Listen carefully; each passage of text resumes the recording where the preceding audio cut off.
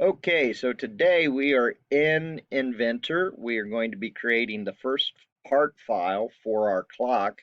We're going to basically name that file the front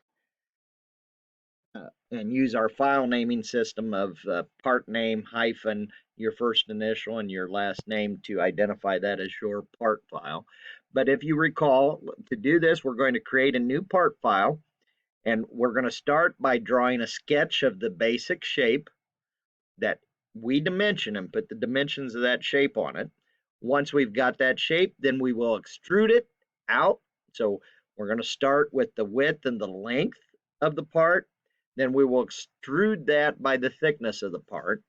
We'll save it. We'll apply a material, whatever material we want on the part.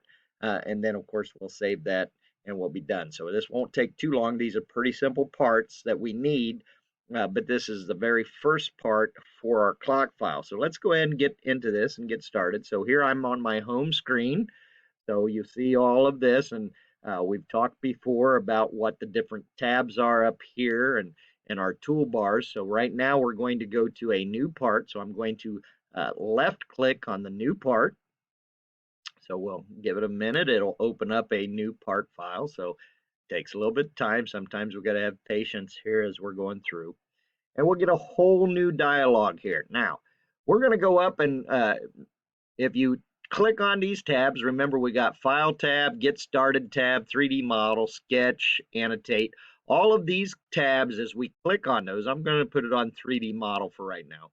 As we click on each one of these tabs, these open up a whole different series of panels. So here on the 3D Model tab, I've got my Sketch panel, I've got my Create panel, I've got my Modify panel, Work Features panel, and then inside each of those panels are the different tools that I'm going to use as we go. So we're going to start here with the 2D sketch. Now notice where my cursor is. If I click the arrow on that cursor, I have additional tool choices. So anytime you see an arrow, that means there's additional tool choices underneath there and that you can expand that out. This is the choice of either Start 2D Sketch or Start 3D Sketch. And in this case, we're just going to keep it simple. So we're going to start a 2D sketch.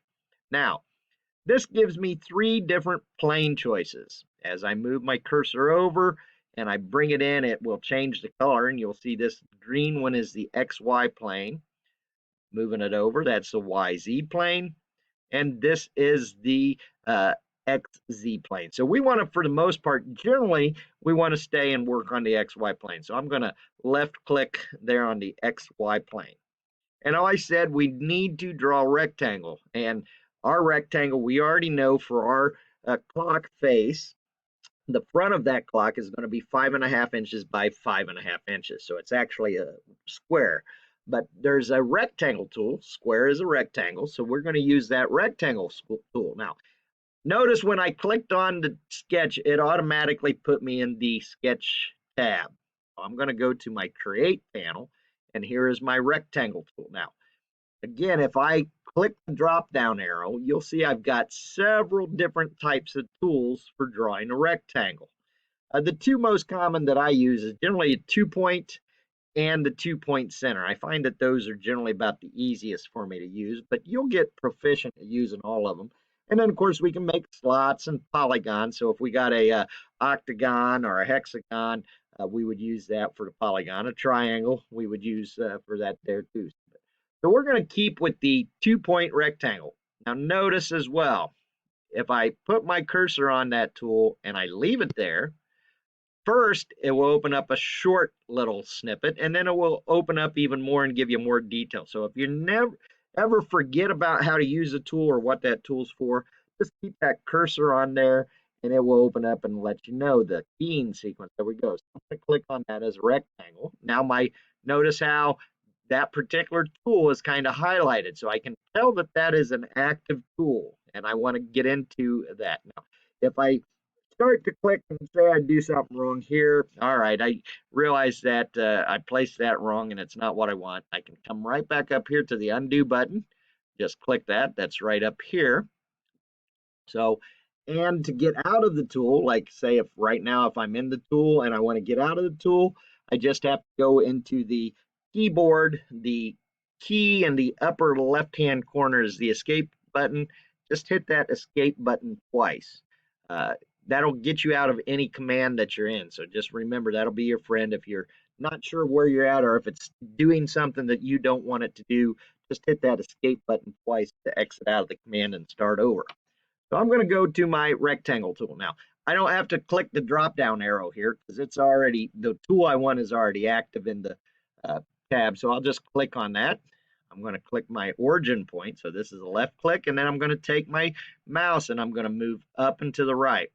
No, I have to move up and to the right. I could move down and to the right. I could move to the left and down, or I can move up and to the left with my cursor. It's up to you. I just tend to click the origin and then go up and to the right for my sake. So now, at the same time now, you'll see with where I'm given these two rectangles that give me the dimensions of my square, my rectangle here.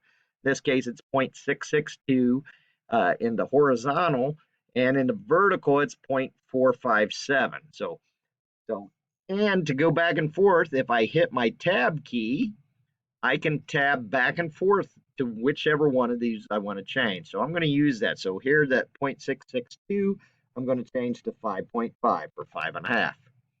And I will hit the tab key now to go over. Now, as soon as I hit that tab key, that dimension expands out to 5.5. So here I go. Now I'm going to change that 0.457 to 5.5. And I will hit now the enter key. So I've got my, both of those dimensions are in there. So now I'm going to hit the enter key. And all of a sudden, I don't see anything anymore. Well, you do kind of see something. You see these dark lines here. That's the corner of your rectangle, but you don't see the full rectangle. So I have what's called a view cube right over here. So I can click and left click right there where it says the front. What happened was we were zoomed way far in. I couldn't see it because I was too close to it. So I hit this over here on the view cube, and that zooms out for me. Now I've got my information for my basic shape. So now I just go right up here and I click left click finish sketch. Again, it zooms in. So to come back here, I just go back to my view cube. In this case, instead of hitting one of these planes, so you have a front plane to right plane, top plane, I'm just going to hit this home button right here. So hit that home and it will zoom out and give it to you and put it in there. So I've got the sketch done. Set depth 2 is my extrusion. So I'm going to come back up here to my 3D model tab. In the create panel, here is my extrusion tool right here. So I'm going to extrude that. Now, Inventor is very smart and intuitive. If you have a closed feature or closed surface, a rectangle is closed, a circle is closed, it will automatically pick up on that and it will give you the extrusion. Now, in this case, what you see here is we are coming out of the screen by 1 inch. Well, there's a lot that we can do with this here as far as our geometry and the behavior. Notice here in my behavior, the direction is coming out. I'm going to flip this, so I want you guys to flip that to where it looks like it's going into the screen. Go in the opposite direction. And I'm going to change my distance. I can either change it right here, or I can change it up here. I'm going to change that distance to 0.75, 3/4 of an inch, and just hit OK, or hit the enter button. All right.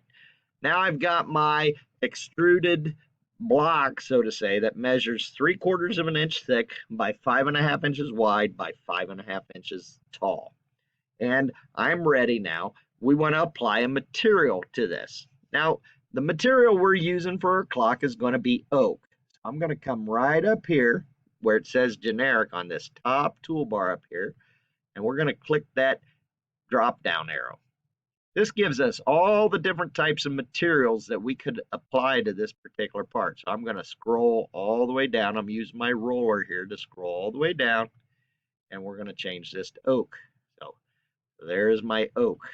All right. So this part is basically done. All I need to do now is save it. So I'm going to go File. We'll go down to Save As. So now this is the important part right here. So you have to make sure that you save it in the right spot. So here, where it's saying right now, I'm saving this in the clock. I'm going to click this drop down arrow, and you'll see how this is kind of navigating into my particular computer drive. So you don't want to do it this way. For us in the school, we want to save it to the desktop on our computer. So I'm going to click desktop. Now, we also need to use the right file name. So this is our front part. So we'll label this as front, put in a hyphen, and then your first initial followed by your last name. So your first initial followed by your last name. And that is going to be what we save it as. Now, I've saved this as F-last. I know I joke around about this. I get lots of students that every semester I get at least one student that saves the file exactly like front-F-last. Okay, this is just my template. That should be your first initial and it should be your full last name. So don't just save it as F-last. Make sure that you save it as your first initial and your last name. We are good to go. So click the save button and you have made your part and you've got it saved to the desktop. Now, we're done with this file. So I'm going to go right over here to the close button and I will close that out and go back to my home screen. This is the first part that we need to make in order to make our clock project.